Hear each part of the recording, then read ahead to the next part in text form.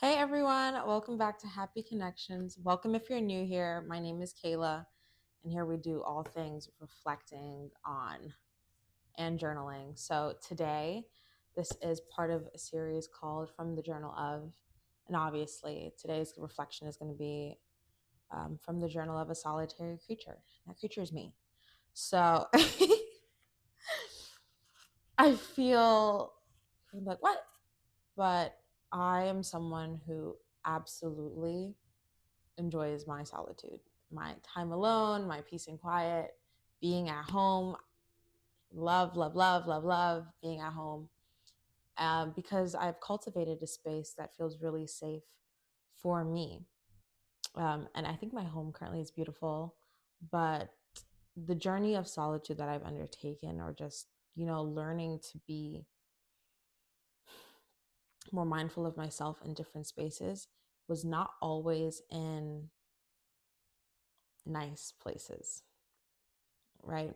Solitude and learning to be alone started way, way, way back when I was like a teen, early preteen, maybe, and just learning to take up space in my own mind because I didn't quite find that level of, how would I say, like safety or peace and calm in my external environment. And so this has been something that I've wrestled with for so long, and perhaps you have as well, that tension between being that homebody, which sounds fun at first, but then also knowing when it's time to go out and create community and find other people to share your life with, not just romantically, of course, but like platonically, or like joining new hobbies and finding friends. But I'm not here to give answers. I'm just here to talk about what it would look like for me. And so let's see here. I could open up to the yeah. We'll start with the pros of what being or really like leaning into my alone time has looked like for me. I feel like for those who know me, it might seem a little like, what does she mean? Because when I'm out and ready to mingle with people, I am in their face, super bright, kind of loud, and just like all over the place, very visible. But I find that to be not a curated, but just like, that's not me every day. More often than not, I probably prefer to be alone, and it served me very well. In fact, this is why I have so many journals and so much time to reflect on things that happened in my life, because I just need the space between understanding or just experiencing things that have happened to me, and then the second part, which I do in solitude, which is understanding why it's happened and what purpose that it serves, or what is it trying to tell me about myself. And so I feel like there's that like theory practice thing that goes on, because there's that idea of like, here's how I want to make my perfect life. Here are the things I want to feel in my life. Here's how I currently feel about myself. But then I go out there and I experience the world. And I'm like, either those two things are the same, or perhaps they're vastly different. And that's another good thing. Maybe I'm going out in the world expecting people to be not as kind and a little bit mean to me. But then I go out there and everyone's friendly and people are holding the door open for me, and my work gets cheered on. And then that means I have to go back and really sit with myself and reflect and say, wait, why do I believe that if I go out in the world that XYZ will happen, or that I'm going to have more negative interactions than positive ones? And so solitude for me has been a space that kind of feels safe enough to feel those big emotions, to be myself first and foremost. Like, I have nothing to prove to anyone when, I'm by myself. I don't have to say anything. There's no need to fill up any silences. It's just me. And the best part is I know exactly what I'm saying and I don't have to open my mouth and expend any energy because I can just have a conversation with myself just looking in the mirror. Um, totally normal, by the way. And so I think I find a lot of joy in that because it feels safe for me, right? I can experience things. You can't ever control other people or situations, but you absolutely can control how you react to them, and even explore the kind of feelings that those situations bring up. And so I think of solitude just like my little hammock. I go out there, maybe play catch, kick a ball around, and I'm like, okay, back into my cocoon. What was going on? And not enough, I'm going to run away from things, but just to check in with myself, like a little checkup. But it's also really great because I feel less inclined to, how would I say, share my time with others. I don't keep any commitments to any groups, save for my job, which I will have to show up to. It's really important to me that I have control over my space. And the funny thing is that I've learned it doesn't really stem from having your own space, right? Because then you could probably blame it on other things. Maybe there's noise outside. Maybe, like there's always going to be something. Creating a safe haven is a mental exercise. And so feeling safe internally then can support safety externally. What does that mean? That means if your mind is chaotic, coming back home to your one bedroom or whatever is not going to make that experience any less chaotic than it already was.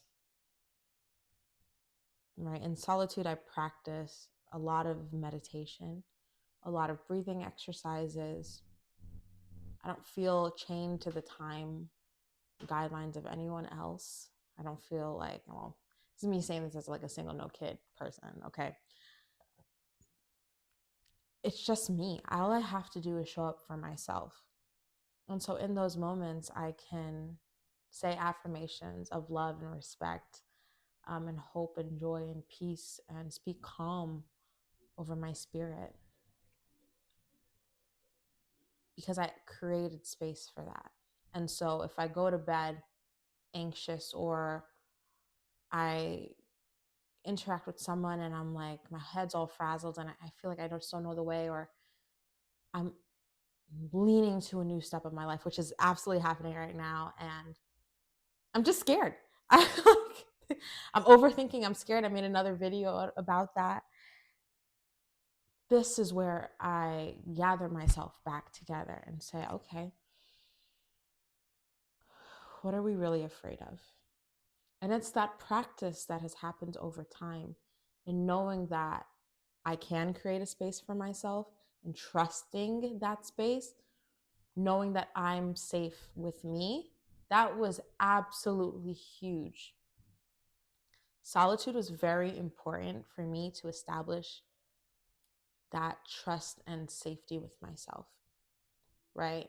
Because when I didn't, this is like no shade to past versions of me, but I kept looking for other people to make me safe. Like, okay, if I tell this person, or I try to create this atmosphere with them. But there will always be an unknown because people are people. And that's okay. Everyone's allowed to make mistakes, and no one can ever show up for you the way you can show up for yourself. And that's why solitude was so important for me. It's not that I'm a shut in or that I don't interact with people, but it's I come to me first. I find safety with me first. I find peace and calm with me first. And so when I meditate, I can feel myself anchoring that trust, that love, that respect into my body, into my brain. And remember that regardless of what goes on out there, regardless of the things that frustrate me, even it's like building a home inside of myself. I know that I can always come back here and maybe cry, complain, or throw a fit, but I'm safe to do so. And so there's a bit of mental work there.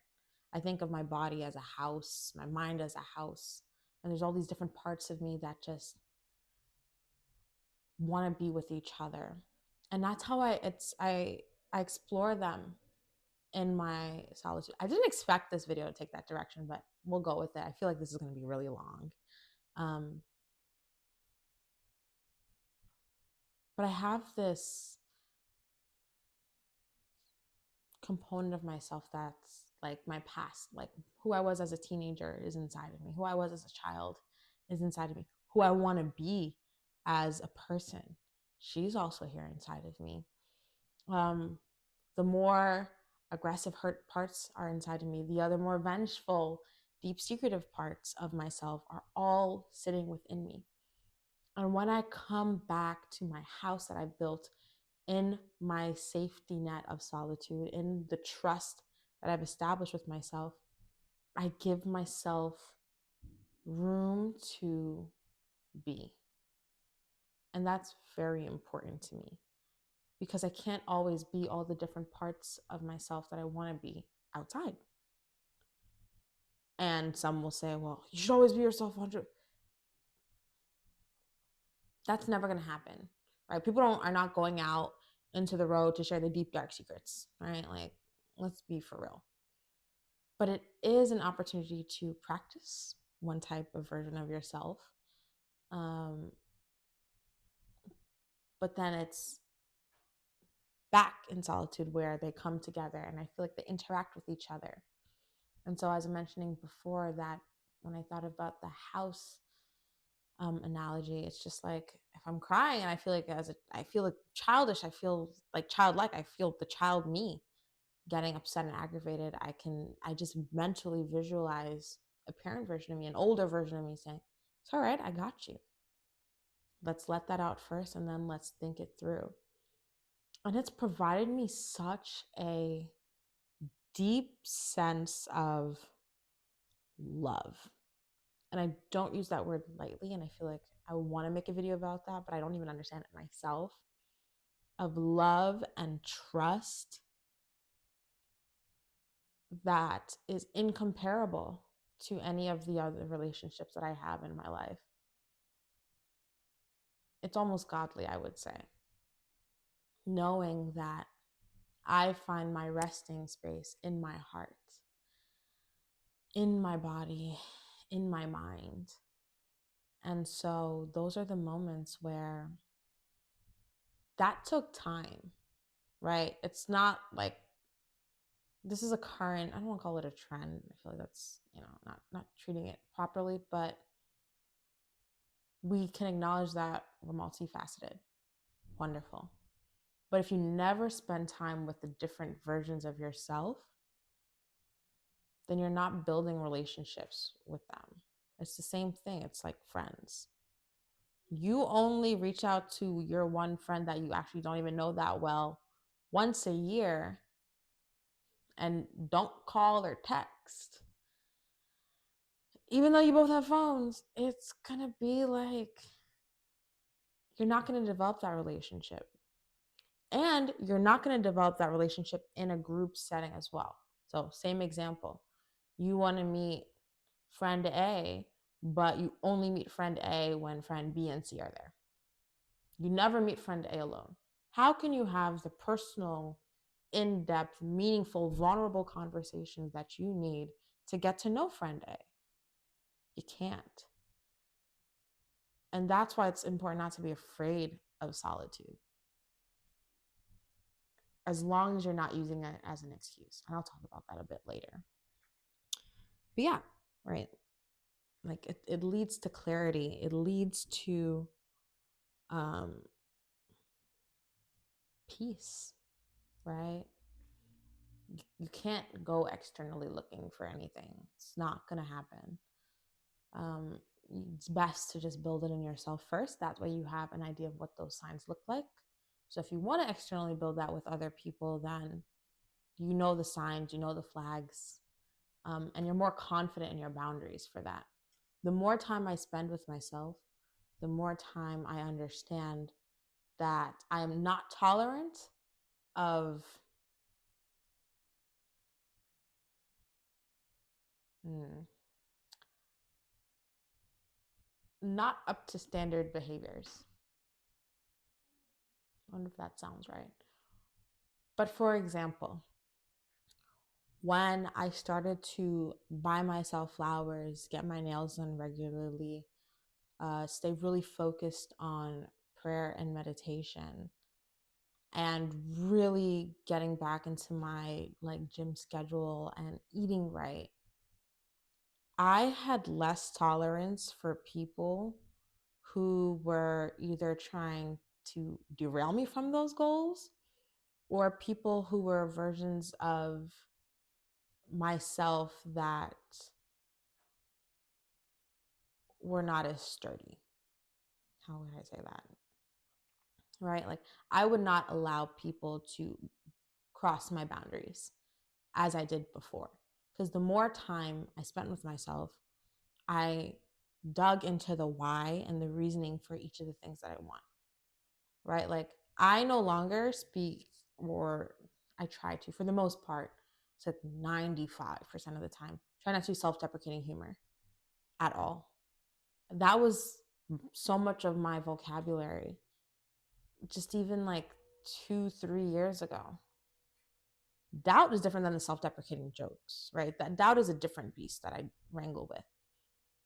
But I no longer put up with friends who are willing to also compound or make jokes about me, right? Like, if someone is saying things about their body, and I say that because it was very personal to me, and expecting me to say the same things, I'm sorry, I'm not going to do that. It took me a long time to feel okay with what I look like. And for the sake of humor or to be a gag, I'm not going to put myself through that again.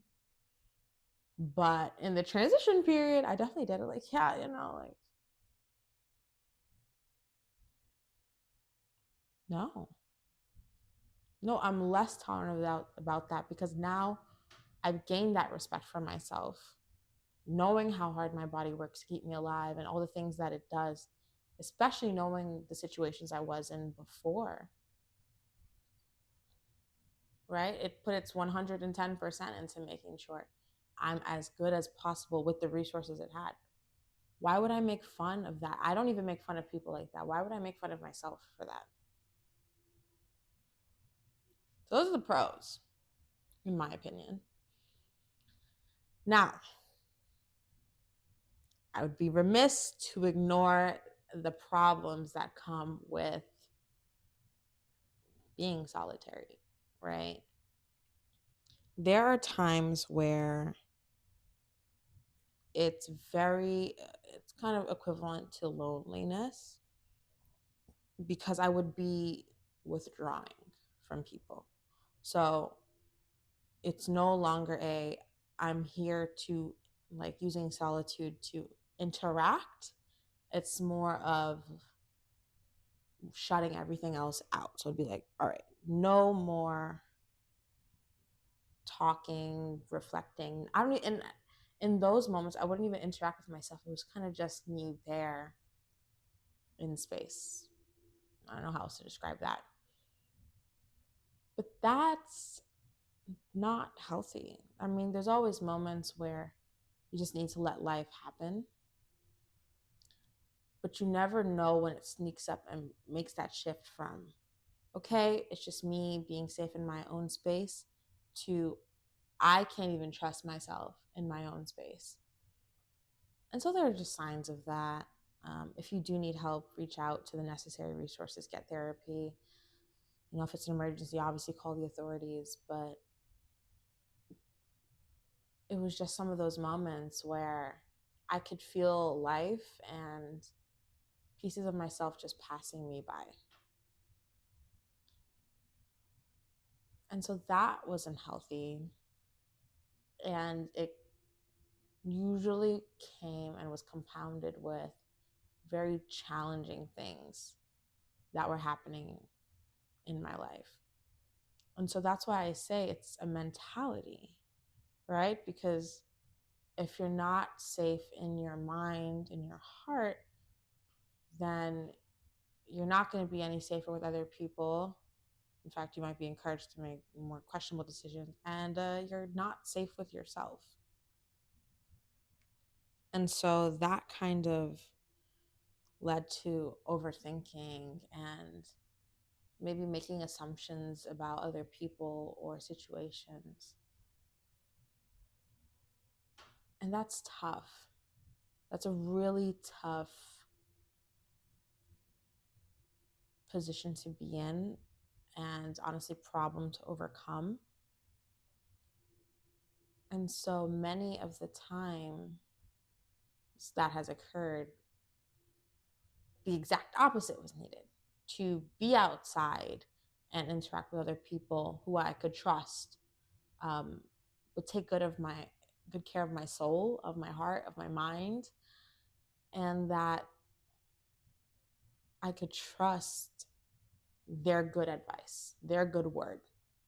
Right? When your mind is distorted, because you're spending too much time reflecting and overthinking, then those are the moments where other people can help break up that paradigm. Where even a congratulations or you look good or so glad to see your face, those are the moments that shift and you're like, wait.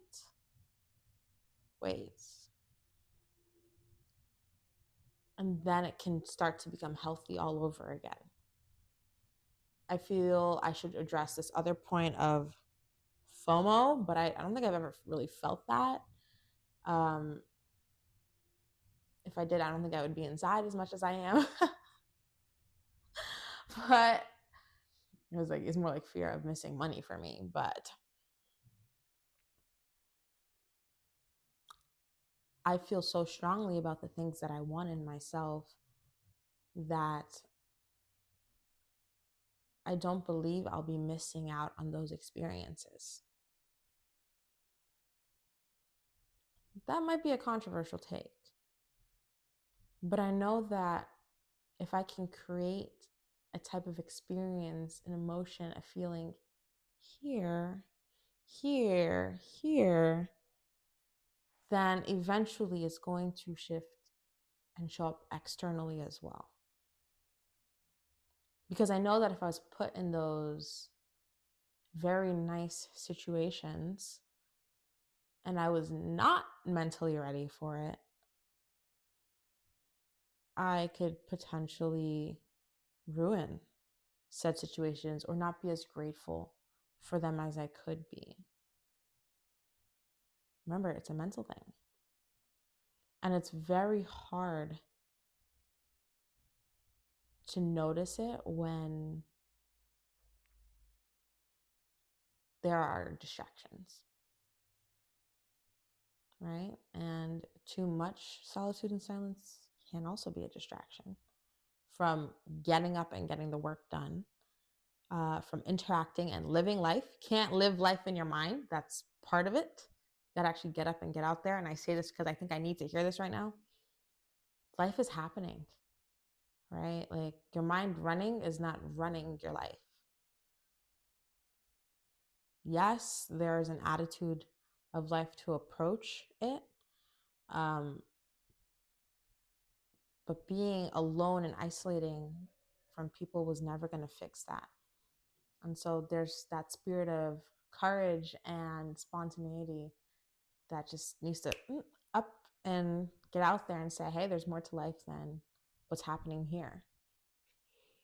So, yeah, don't ever let yourself create excuses, right? Don't let FOMO be the reason you avoid staying alone in a ton of situations, but also don't let solitude be an excuse to not grow and get out of your shell and say, like, well, I think you can't sit in your high horse from your bedroom.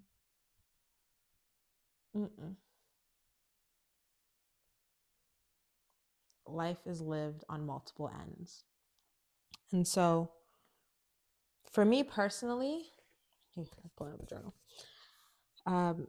It's been really important for me during this time in my life as a young person, just because I'm building that confidence in myself to take really large leaps of faith, right? Like, I'm not ashamed to say that I struggle with courage and that I can be a scaredy cat, or that I doubt myself so much.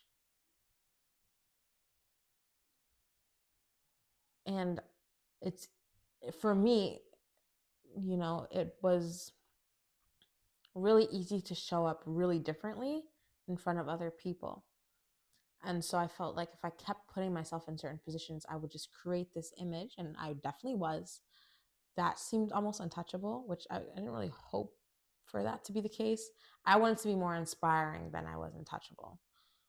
But just performing, even though I believed in that strong work ethic, even though I believed in the things I was chasing maybe at the time, I also knew that I was denying looking at very real possibilities or questions of why. Why was I doing what I was doing?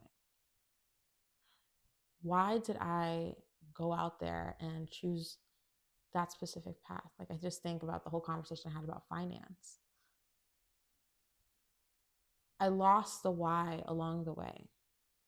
And I wouldn't have found it if I didn't retreat, because being out there externally came with the shame. It came with, feelings of anger. Um, but I knew it would always be safe to return to myself. And so that might not be where you are right now. I mean, if you're this far in the video, it probably is. But if it's not, then that's okay. But just make sure you're taking time out to sit with yourself, because you are just as important as all the other people you're entertaining in your life. And for you, who's more similar to me, then embrace it and realize that even in your solitude, you're never alone. You are more than enough company. You'll always have Earth, and she's wonderful company as well. But it really pulls into focus all the things that are very easy to ignore when you focus on distractions instead. So yeah, I'm curious as to what people feel about this. Um, Let me know in the comments. Thank you if you've gotten this far. I appreciate you. Don't be afraid to like, please, and subscribe if you're interested and want to hear more. All right. Ciao.